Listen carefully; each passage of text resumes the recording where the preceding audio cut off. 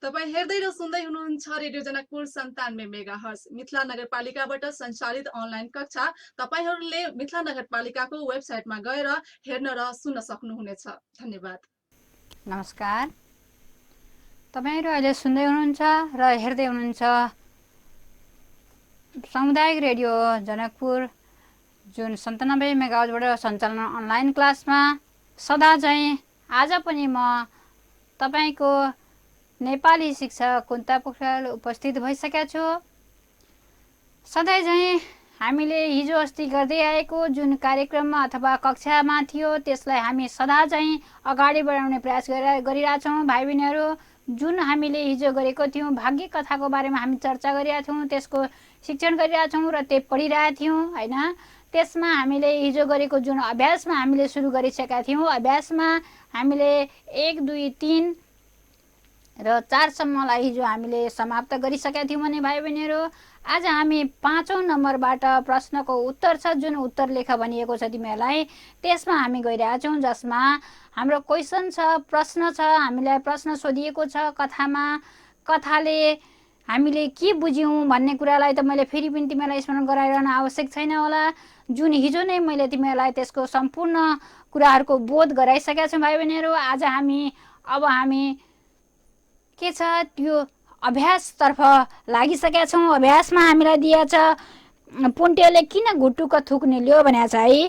यसमा हेर, पुन्टेले थुक निल्नको कारण के थियो भनेर तिमीले लेख्नु पर्दाखेरि यहाँ क्वेसन म यसरी प्रश्न लेखिदिएँ। प्रश्नमा के छ भने हेर, 1 नम्बरमा के भनेको छ भने प्रश्न नम्बर 5 छ हाम्रो पाठ्यपुस्तकमा भएको 5 नम्बरको कमा के भनेको छ, पुन्टेले किन घुटुक्क थुक निल्यो। हेर, पुन्टेले किन घुटुक्क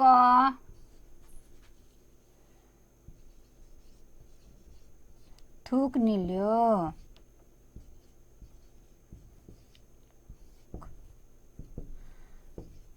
ल हेर भाइ बहिनीहरू, यहाँ छ पुन्टेले घुटुक्क किन थुक निल्यो भनेको छ है। यसमा भनिएको छ हेर, यहाँ के भन्न खोजेको भने त्यो जुन कथामा तिमीले पढेछौ पुन्टे भन्ने पात्र यस कथाको प्रमुख पात्र थियो, जसमा कथाकार सुधा त्रिपाठीबाट लिखित यस कथामा हामीले सामान्य रूपमा पढ्दाखेरि के छ भने त्यस परिवारमा होइन काम गराउने अथवा काम गर्ने व्यक्तित्वको बारेमा चर्चा गरिएको र ठुला र साना वर्गहरूको छुट्याउन खोजिएको कुराहरू त्यहाँ छ भने जुन बच्चाले त्यहाँ कसैको घरमा अथवा धने साउ भन्ने एउटा सम्पन्न परिवार हुन्छ जसको घरमा काम गर्ने पुन्टेको बुबा एउटा मजदुरको रूपमा काम गरेर बस्नु भएको थियो। त्यो अवस्थामा पुन्टे जति बेर धने साउको घरमा पुगेको थियो त्यति बेर उसले त्यहाँ त्यस अवस्थाको क्वेसन छ, यो प्रश्न छ, यसरी भनिएको छ पुन्टेले किन घुटुक्क थुक निल्यो भन्दाखेरि हामीले यसलाई कसरी उत्तर लेख्ने त। कथामा अथवा भाग्य कथामा मुख्य पात्रको रूपमा भूमिका खेल्ने अथवा भूमिका निर्वाह गर्ने पुन्टे होइन कुनै कारणवश अथवा कुनै दिन एक दिन धने साउको घरमा पुगेको हुन्छ होइन। धने साउले विभिन्न प्रकारको परिकारहरू खाएको उसले हेर्छ अनि पछिबाट हेर त्यो हेरिसकेपछि धने साउले के गर्छ त भन त, धने साउले हातमा केही दुध र भात ल्याएर बाहिर कुकुरलाई खान दिन्छ। त्यो खानेकुरा उसलाई भोक लागेको अवस्था र उसले त्यस्तो सधैँ खान नपाइरहेको अवस्थाले गर्दाखेरि त्यो कुकुरले खाएको खानेकुरा देखेर पुन्टेले के गर्छ त घुटुक्क थुक निल्छ। किनभने भाइ बहिनीहरू तिमीहरूले पनि बुझालौ, कसैलाई खान मन लागेको कुरा हामीले काहीँ देख्यौँ भने अथवा हामीलाई भोक लागेको अवस्थामा कसैले केही खाइरहेको अवस्था देख्यौँ भने हाम्रो मुखमा थुक आउँछ नि, हामी निल्छौँ नि। त्यसै गरेर पुन्टेले पनि त्यो अवस्थामा के गर्यो त थुक निल्यो, किनकि उसलाई भोक लागेको थियो, उसलाई खान मन लागेको थियो होइन। उसलाई खान मन लागेको कुरा त्यहाँ देख्दाखेरि आफूले खान पाइ नरहेको अवस्थामा उसले के गर्यो त त्यो खानेकुरा देखेर उसले थुक निल्यो। हामीले यसरी क्वेसनलाई लेख्ने कि जति सक्दो स्पष्ट एन्सर होस् र के गरेको होस् स्पष्ट त्यो उत्तर लेखियोस् र त्यो क्वेसनले अथवा प्रश्नले खोजेको उत्तर पनि स्पष्ट होस् है। हामीले धेरै भूमिका बाँधिरहनुभन्दा छोटो र सठिक उत्तर दिने प्रयास गर्नु पनि उपयुक्त मानिन्छ है त। अर्को छ हेर, अर्को क्वेसन छ, पुन्टेले किन छैटौँ दिनको प्रतीक्षा गरिरहेको थियो? किन गरेको होला? हिजो कथामा भनिएको थियो, अस्तिको हाम्रो पाठमा भनिएको थियो होइन, किन गरेको होला? तिमीहरूले के बुझिरहेछौ होइन? किन गरेको भन्दाखेरि पुन्टेले छैटौँ दिनको प्रतीक्षा किन गरिरहेको थियो भने उसको हजुरआमाले होइन, पुन्टेको हजुरआमाले छैटौँ दिनमा अथवा छठियारको दिन हामी भन्छौँ, छैटौँ दिनमा, त्यो दिनमा भगवान आएर निधारमा भाग्य लेखिदिन्छन् भन्ने कुरा भन्नुभएको थियो। त्यसैले आफ्नो घरमा बहिनी जन्मिएको हुनाले बहिनीको निधारमा राम्रो कुरा लेख्न अथवा भगवानले कसरी आएर लेख्दा रहेछन् भन्ने कुरा हेर्नको लागि के थियो, ऊ त्यो दिनको प्रतीक्षा गरिरहेको थियो होइन। उत्सुक थियो त्यो दिन बहिनीको निधारमा भगवान कसरी आउनुहुन्छ अथवा देवता कसरी आउँछन् र उसको भाग्य लेखिदिन्छन् भन्ने कुरालाई उसलाई के थियो त, एकदमै उत्सुक थियो। त्यसैले भाइ बहिनीहरू ऊ त्यो छैटौँ दिनको प्रतीक्षामा उत्सुक थियो अथवा छैटौँ दिनको प्रतीक्षामा गरिरहेको थियो, कहिले आउँछ र भगवानले कसरी आएर लेख्दा रहेछन् भन्ने कुरालाई उसले के गरिरहेको थियो, प्रतीक्षा गरिरहेको थियो होइन। अर्को छ हेर भाइ बहिनीहरू, किन हेर पुन्टेले किन असन्तुष्टि जनायो होइन। त्यहाँ हेर पुन्टेले असन्तुष्टि जनाएको कुन प्रसङ्गमा कहाँ भनिएको छ त, त्यो हामीलाई पढेको अवस्थामा थाहा हुनु पर्यो। किनकि यदि त्यो अवस्था हामीलाई जानकारी भएन भने भाइ बहिनीहरू कहाँनिर कस्तो अवस्थामा कसले भनेको थियो भन्ने कुरा हामीलाई जानकारी हुनु पर्यो। यहाँ के भनेको छ, पुन्टेले असन्तुष्टि किन जनायो त, पुन्टेलाई के भएर असन्तुष्टि जनायो त? फेरि सुन, असन्तुष्टि भनेको उसले प्रतिक्रिया त्यति बेला जनाउँछ, ऊ आफूलाई खल्लो महसुस गर्छ होइन। किन यस्तो भयो भने प्रतिक्रिया जनाउँछ कति बेर भने जति बेर जुन अवस्थामा हेर, जुन अवस्थामा पुन्टेको बुवाले के गर्छन्, पुन्टेलाई भन्नुहुन्छ, के भन्नुहुन्छ, तिम्रो निधार पनि खाली राखिदिएको छ होइन, तर बहिनीको निधार पनि हामी खाली राखिदिनेछौँ होइन, त्यस कारणले तिम्रो निधार पनि खाली राखिदिएको छ भनिसकेपछि पुन्टे असन्तुष्टि जनाउँछ। के भने किन मेरो निधार खाली राखिदिनु भयो त? उसले त्यति बेला प्रतिक्रिया गर्छ अथवा त्यति प्रति उत्तर गर्छ नि, के भनेर किन राखिदिनु भयो त भनेर उसले भन्छ नि, त्यसलाई असन्तुष्टि जनाउनु भनिन्छ, प्रतिक्रिया जनाउनु त्यसलाई भनिन्छ। उसले त्यो सोध्छ किनकि ऊ उसुक त्यो भगवानले त छैटौँ दिनमा निधारमा आफ्नो भाग्य लेखिदिएका छन् भन्ने हुन्छ भन्ने कुरा, त्यस कारणले लेखिदिएको छैन भने त अब म केही गर्न सक्दिनँ भन्ने उसलाई लाग्यो या उसले त्यो महसुस गर्यो कि होइन। तर त्यो होइन, उनले अर्कै प्रसङ्गमा उनले के भन्नुभयो त, भाग्य कसैको पनि लेखिएको हुँदैन होइन, त्यसैले तिम्रो पनि निधारमा हामी निधार खाली राखिदिएका छौँ, भाग्य भन्ने कुरा आफैले मेहनत परिश्रम अथवा आफैले लेख्नुपर्छ भन्ने कुरा उनको बुवाले सम्झाउने क्रममा पुन्टेले असन्तुष्टि जनाएको छ होइन।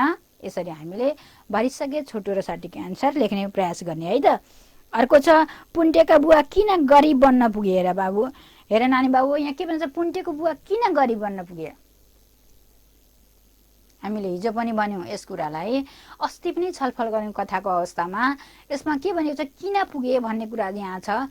पुन्टेको बुवा गरिब हुन पुग्नको कारण यहाँ के छ भने उनले आफूले गरेको प्रतिफल खोज्न चाहेनन् अथवा उनीसँग प्रशस्त मात्रामा जमिन थिएन अथवा उनी मेहनत परिश्रम त गर्थे तर मेहनत परिश्रम गर्ने ठाउँ उनीसँग थिएन र अर्काको खेती अथवा जमिनमा मेहनत परिश्रम गर्दाखेरि उनले त्यसको प्रतिफल पाएनन्, त्यसकारणले उनी गरिब भए। अथवा उनले आफूले गरेको प्रतिफल पाउनलाई कुनै पनि प्रतिक्रिया नजनाएर सहज रूपमा जो अर्कोले दिन्छ त्यसैलाई हात थाप्ने गरे, उनले अधिकार खोजेनन्, आफ्नो कर्म मात्रै गर्दै गए, त्यसै कारणले उनी गरिब भए। अहिलेको समय के छ भने भाइ बहिनीहरू, हामीले कर्तव्य सँगसँगै अधिकार खोज्न जान्नु पर्दछ। हामी कर्तव्य निभाउँछौँ अनि अधिकार खोज्दैनौँ भने हामी पछि पर्छौँ, तर हामी अधिकार खोज्छौँ आफ्नो कर्तव्य निभाउँदैनौँ भने पनि हामी पछि पर्छौँ। यी दुवैलाई हामीले सहज रूपमा लिएर हिँड्न जान्नु पर्यो, किनकि अधिकार र कर्तव्य दुवै एक सिक्काका दुई पाङ्ग्रा हुन् भनेर भनिएको छ। किनभने दुवै समान छन्। हामी अधिकार मात्रै खोज्ने प्रयास गऱ्यौँ, हामीलाई यो अधिकार चाहियो त्यो अधिकार चाहियो भन्छौँ भने हामीले आफ्नो गर्ने कर्तव्य चाहिँ के हो त? अधिकार पाइसकेपछि अथवा अधिकार लिनको लागि गर्नुपर्ने कर्तव्य, त्यो अधिकारको भूमिका कसरी निर्वाह गर्छौँ त्यो हामीलाई महसुस हुनु पर्यो अथवा त्यो गर्न जान्नु पर्दछ। अर्को कुरा, हामी आफ्नो कर्तव्य भूमिका मात्रै निभाउँछौँ तर हामी अधिकार खोज्दैनौँ भने त्यतातिर पनि हामी पछि पर्न गर्छौँ। त्यसैले यहाँ के भनेको छ भने पुन्टेको बुबाले पछि पर्नको कारण उनले आफ्नो कर्तव्य निभाए तर अधिकार खोजेनन् है, कर्तव्य उनले निभाएका छन् यहाँ, तर उनले आफ्नो अधिकार खोजेनन्, त्यसैले उनी पछि परेका हुन्। अर्को कुरा गरिब भएका हुन् अथवा पछि परेका हुन्। हेर अर्को छ भाइ बहिनीहरू, हामीले कसरी आफ्नो भाग्य आफै लेख्न सक्छौँ? एउटा महत्त्वपूर्ण क्वेसन। हेर यहाँ के भनेको छ, हामीले आफ्नो भाग्य आफै कसरी लेख्न सक्छौँ त?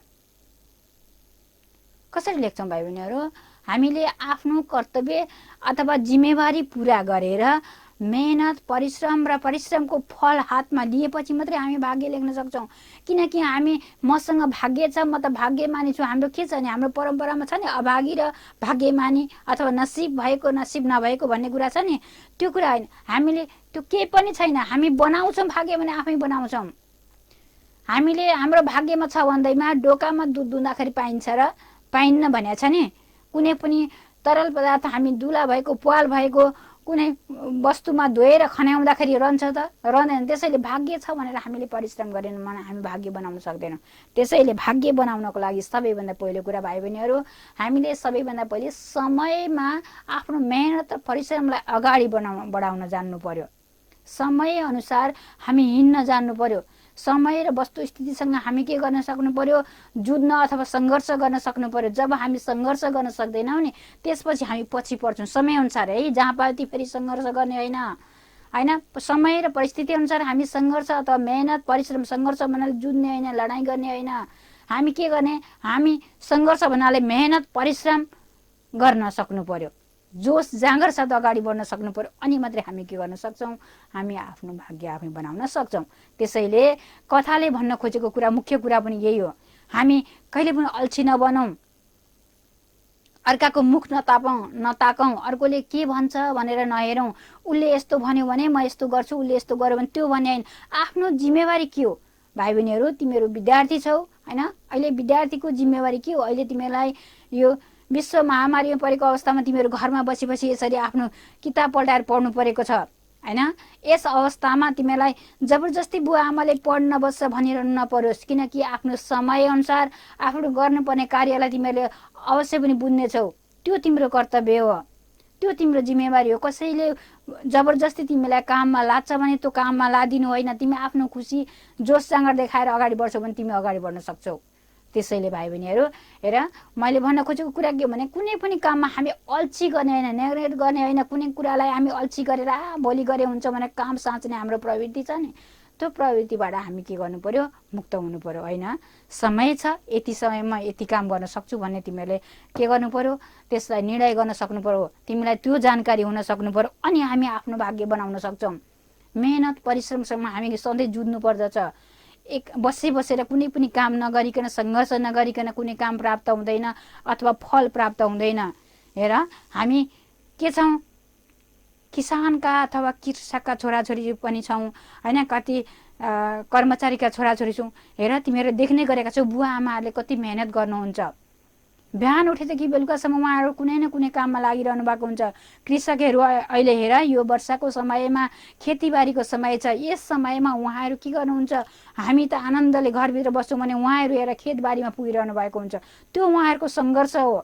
किनभने त्यस्तो नगरेसम्म हामी सङ्घर्षै बन्दैनौँ। त्यो सङ्घर्ष गरेपछि मात्रै हाम्रो मुखमा के हुन्छ? हात र मुख जोड्न सहज हुन्छ।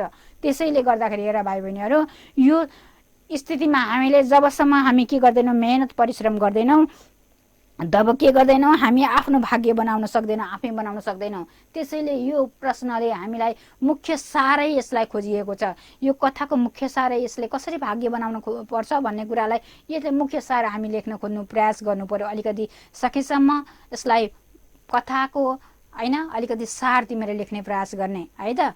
यसरी हामी लेख्ने प्रयास गरे। यदि म लेखिदिन्थेँ भने तिमीहरू त्यो सार्न पनि सक्दैनौ। त्यसैले मैले सुनेपछि तिमीहरू केही बुझ्न सक्छौ भनेर भाइ बहिनीहरू मैले मौखिकै रूपमा तिमीहरूलाई भनिदिएको छु।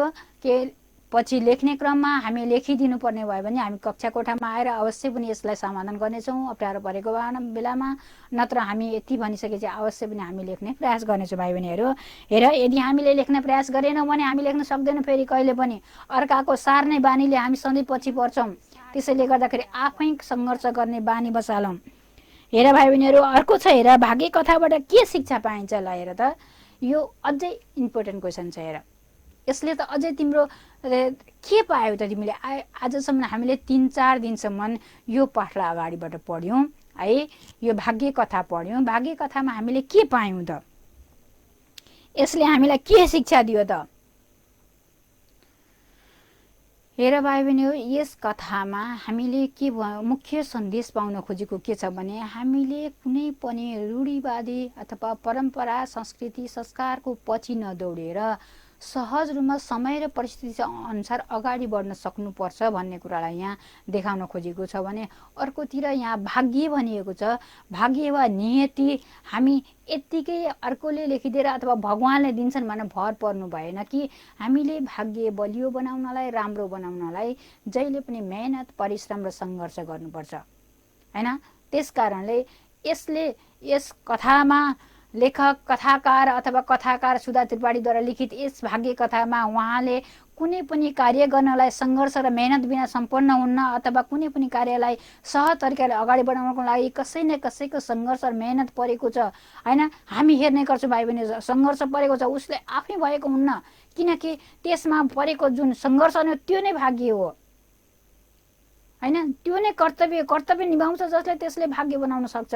जसले कर्तव्य निभाउँदैन, आफ्नो जिम्मेवारी पुरा गर्दैन, त्यसले भाग्य बनाउन सक्दैन भन्ने कुरालाई यस कथाले स्पष्टसँग देखाइदिएको छ। हामीले सुनेका छौँ, माथि पढेका छौँ।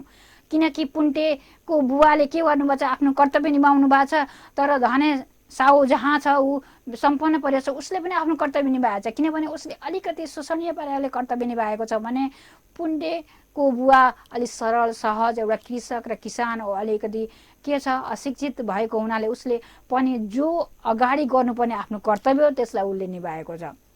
निभाउँदै पनि कोही किन धनी र कोही किन गरिब भन्ने कुरा त्यहाँ पुन्टेले अवलोकन गरेको छ। त्यहाँ के छ भने त्यो हुनको कारण मुख्य गरेर के हो भने हामीले गरेको कर्तव्यको प्रतिफल नखोज्नु।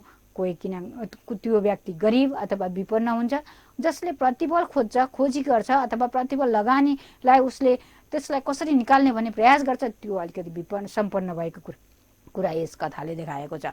त्यसैले मुख्य गरेर यसको सन्देश भनेको नै हामीले मेहनत, परिश्रम र जोस जाँगरले कुनै पनि कार्य गर्यो भने हामी आफ्नो भाग्य लेख्न सक्दा रहेछौँ। हाम्रो त्यो बलियो हुँदो रहेछ।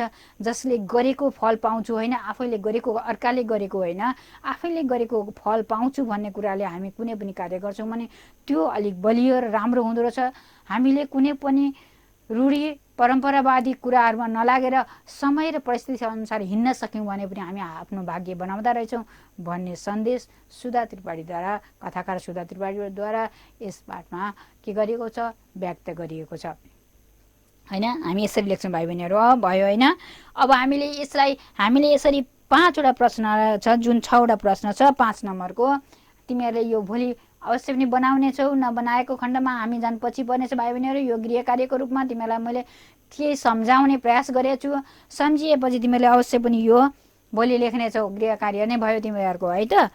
अब योभन्दा 6 नम्बरमा जाउँ। अब हामी प्रश्न नम्बर 6 मा चाहिँ भाव स्पष्ट पार्नुहोस् भनेको छ। भाइ बहिनीहरू, भाव स्पष्ट भन्ने तिमीहरूले बुझेका छौ कि छैन? भाव स्पष्ट भनेको के हो त?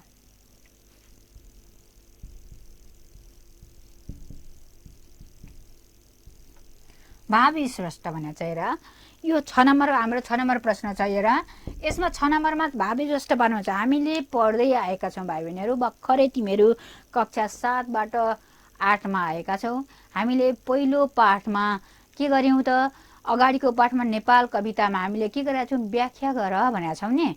व्याख्या गर्नुहोस् भने हुन्छ। त्यो व्याख्या गर्नुहोस्मा तिमीहरूले जसरी हामीले त्यसमा प्रश्नले अथवा त्यो प्रश्नले हामीलाई के सोधेको छ हैन, त्यसलाई हामीले प्रस्तुतिकरण कसरी दिउँ, त्यसमा मैले भनेको थिएँ तिमीलाई व्याख्यामा जहिले पनि टाउको, पेट र खुट्टा हुन्छ। मानव शरीर जसरी उभिएको हुन्छ नि त्यस्तै प्रकारको हुन्छ भनेर तिमीहरूलाई प्रस्तुत गर्दै थिएँ उदाहरणको लागि। किनभने सबैभन्दा पहिलो कुरा मानव शरीरमा सबैभन्दा माथि के हुन्छ? टाउको हुन्छ। टाउकोमा हरेक चिजहरू, मुख्य कुराहरू, सबै अङ्गको प्रमुख अङ्गहरू टाउको हो, थाहा छ? यसैमा नाक रहन्छ, आँखा रहन्छ, मुख रहन्छ, स्मरण शक्ति यहीँ टाउकोमा रहन्छ। सम्पूर्ण कुराहरू टाउकोमा हुन्छ हैन? हुन्छ कि हुँदैन त? हुन्छ हैन। किनभने त्यहाँ टाउकोमा हुन्छ भन्नको कारण के भने मैले सुरुको अनुच्छेदमा प्रथम खण्डमा, व्याख्याको प्रथम खण्डमा तिमीलाई भनेको थिएँ मुख्य कुराहरू लेख्ने प्रयास गर्ने हैन। के मुख्य कुरा त भन्दाखेरि त्यो लेखकको जन्ममिति पाठको सारांशलाई अलिकति छोटो बनाएर त्यो एक अनुच्छेदमा हामी लेख्ने, त्यहाँ मुख्य कुराहरू त्यसलाई भनिन्छ है। त्योभन्दा तल्लोमा पेट छ नि, जुन हाम्रो शरीरको भाग हुन्छ नि, पेट अब टाउकोभन्दा तलको भाग, त्यो अलिकति मोटो घाटो हुने, तर त्यसमा धेरै मुख्य वस्तुहरू भए पनि त्यति धेरै हुन्छ, गज्याङ गुजुङ हुन्छ, अलिकति स्पष्ट रूपमा हामी देख्न सक्दैनौँ होइन, बुझ्न सक्दैनौँ हैन, त्यो प्रत्यक्ष रूपमा देखिन्न। त्यस्तै प्रकारले हामी बीचकोमा व्याख्या खण्ड भनिन्छ, त्यो व्याख्या गरिन्छ। कसको व्याख्या गरिन्छ त? त्यो क्वेसनको, माथिको प्रश्नको है त। प्रश्नको व्याख्या गर्दा अलि लामो पनि हुन्छ, तर टाउको अलिकति छोटो गर्ने है त। त्यसभन्दा तल हेर, खुट्टा अलिकति सुकेको भनेको निष्कर्ष खण्ड हुन्छ, जुन अन्तिम खण्ड, त्यसमा अलिकति सुकेको हुन्छ भनेर मैले तिमीलाई व्याख्या सिकाएको थिएँ है, स्मरण गराइदिएँ मैले तिमीलाई, बिर्सिन सक्छौ। त्यस कारणले अब हेर, योभन्दा यो भाव स्पष्ट भएको नि त्यस्तै हो भाइ बहिनीहरू।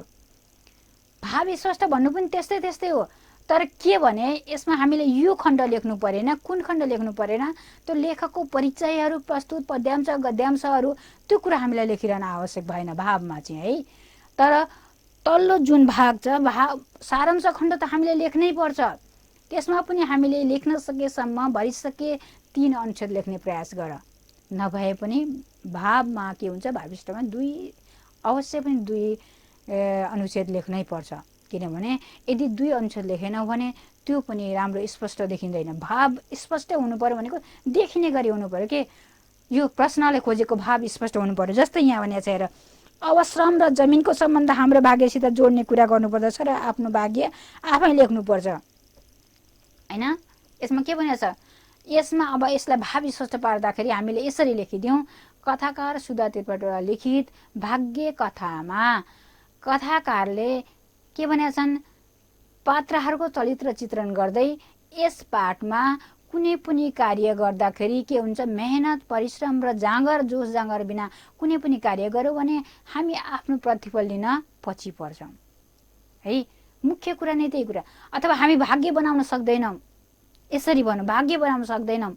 हामीले यदि भाग्य बनाउनु छ भने के छ, कुनै पनि कार्यलाई अलिकति तन मन लगाएर भनिन्छ नि हैन, अलिक जोस जाँगर लगाएर त्यसरी गर्नुपर्दछ भन्ने कुरालाई यहाँ भन्न खोजिएको छ। त्यसैले भाइ बहिनीहरू यहाँ के छ भने, अर्को कुरा अब मैले त्यो भने, त्यसमा हामीले सुरुमा त्यही लेखिदिउँ। के लेखिदिउँ त? कथाकार सुधा त्रिपाठीद्वारा लिखित यस कथामा अथवा भाग्य कथामा के भनेको छ, कुनै पनि कार्य गर्दाखेरि यदि तन मन अथवा जोस जाँगर र मेहनत परिश्रम गर्न सकिएन भने हामीले आफ्नो भाग्य बनाउन सक्दैनौँ भन्ने कुरालाई सन्देश दिँदै कथाकारले पात्र पुन्टेको सेरोफेरो अथवा विशेष गरेर पात्र पुन्टेकै सेरोफेरोमा यो कथा प्रस्तुत गर्नुभएको छ। कथामा मुख्य पात्रको रूपमा रहेका पुन्टे सानो बालक भए पनि उसको बाल मनोविज्ञानमा उब्जिएका जिज्ञासा हैन, उसका के छन्, विभिन्न प्रकारको उत्साह, उसँग भएको प्रतिभालाई देखाउँदै उनको विभिन्न प्रकारको जिज्ञासु प्रवृत्तिलाई यहाँ अभिव्यक्त गरिएको छ। जसमा तलको हरफ अथवा जसमा पुन्टेले आफ्नो बुबालाई सोधेका प्रश्नको उत्तर दिने क्रममा अथवा पुन्टेले सोधेका प्रश्नको उत्तर दिने क्रममा बुबाले यो के गरेको छ, प्रसङ्गमा यी शब्दहरू अथवा यो हरफ बनिएको छ। जति बेला उनले के भनेका थिए, अब श्रम र जमिनको सम्बन्ध हाम्रो भाग्यसित जोड्नु पर्दछ र आफ्नो भाग्य आफै बनाउनु पर्दछ हेर। त्यस क्रममा जति बेला उसले सोधेको हुन्छ नि, किन त हजुर धेरै मेहनत परिश्रम गर्नुहुन्छ तर हजुर के हुन्छ, अलिक गरिब हुनुहुन्छ र धनीसाउ कम मेहनत गर्नुहुन्छ तर सम्पन्न हुनुहुन्छ भनेर उसले प्रश्न सोधेको अवस्थामा त्यति बेला उहाँले यो उत्तर दिनुभएको थियो। किनकि धन हुनेसँग मन हुँदैन र मन हुनेसँग धन हुँदैन भनेर पनि उनले एउटा उखान पनि त्यहाँ प्रस्तुत गरिदिनु भएको थियो। त्यसै प्रसङ्गमा पुन्टेले भनेको थियो, बुबा यदि त्यस्तो हुने हो भने काम गर्ने कालु मुखे खाने भालु भने जस्तै भएन र पनि उसले भनेको थियो। यो पनि उखान यहाँ प्रस्तुत गरिएको छ। किन त्यो प्रसङ्ग किन आयो त त्यहाँनिर? काम गर्ने कालु मुखे खाने भालु भनेको के हो त हैन? कसैले मेहनत परिश्रम गर्छ त्यसको प्रतिफल कसैले खान्छ हैन? त्यो कुरा पनि त्यहाँ प्रस्तुत गरिएको छ भाइ बहिनीहरू। त्यसैले यसमा त्यही कुराहरूलाई हामी प्रस्तुत गर्दै अबको भोलिको अवस्थामा अथवा आउने अवस्थामा हामीले आफ्नो भाग्य बनाउनको लागि हामी आफै मेहनती परिश्रमी र जिज्ञासु हुनु पर्यो, जाँगरिलो हुनु पर्यो, अनि मात्रै हामी भाग्य बनाउन सक्छौँ भनेर बाल मनोविज्ञानमा भर दिने प्रयास गरिएको छ। भाइ बहिनीहरूलाई पनि म त्यही कुरा सन्देश दिन चाहन्छु कि जसले अल्छी गर्दैन पढ्नमा उसले अवश्य पनि राम्रो मार्क तिमीहरूले देख्दै आएका छौ हिजो पनि होइन, राम्रो मार्क उठाउने गर्दछ भने जसले अलिकति अल्छी गर्ने होमवर्क गरेर के हुन्छ स्कुलमै गएर साथीको सारिदिउँला है भन्नुहुन्छ, त्यस्तो भाइ बहिनीहरूले अलिकति कम मार्क ल्याउने हामीले देखेका छौँ। त्यसैले गर्दाखेरि हामीले कुनै पनि कार्य पढाइ मात्रै होइन भाइ बहिनीहरू, कुनै पनि कार्य गर्दाखेरि हामीले भित्रै मनबाट जिज्ञासु हुनु पर्यो। कुनै पनि काम गर्न म यो गर्छु भने हामीले आँट गर्नु पर्यो होइन, जोस जाँगर हामीसँग हुनु पर्यो, अनि हामी अगाडि बढ्न सक्छौँ भन्ने कुरालाई पनि यस कथाले प्रस्तुत गर्न खोजेको छ अथवा सन्देश दिन खोजेको छ। ल है त, अब यसमा मैले यसरी दिएँ। अब हाम्रो योभन्दा तलको छ शब्द भण्डार भाइ बहिनीहरू। शब्द भण्डारमा मिल्ने अर्थ छानेर जोडा मिलाउनुहोस् भनेको छ 7 नम्बरमा है। हामीले शब्द भण्डारमा हामीले अगाडिको पाठमा पनि शब्द भण्डार पढाएको थियौँ भाइ बहिनीहरू। शब्द भण्डार भनेको के हो भने पनि मैले एकपल्ट तिमीहरूलाई परिचय दिएको छु।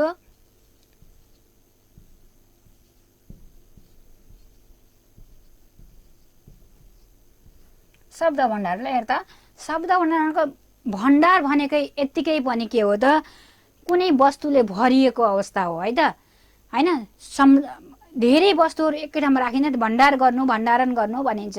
त्यसैले नेपालीमा पनि शब्द भण्डार भनेको नेपाली साहित्यदेखि लिएर नेपाली व्याकरण सम्पूर्ण वस्तुस्थितिको भण्डारण गरिएको ठाउँलाई नै शब्द भण्डार, शब्दहरूको राख्ने ठाउँलाई शब्द भण्डार भनिन्छ भाइ बहिनीहरू।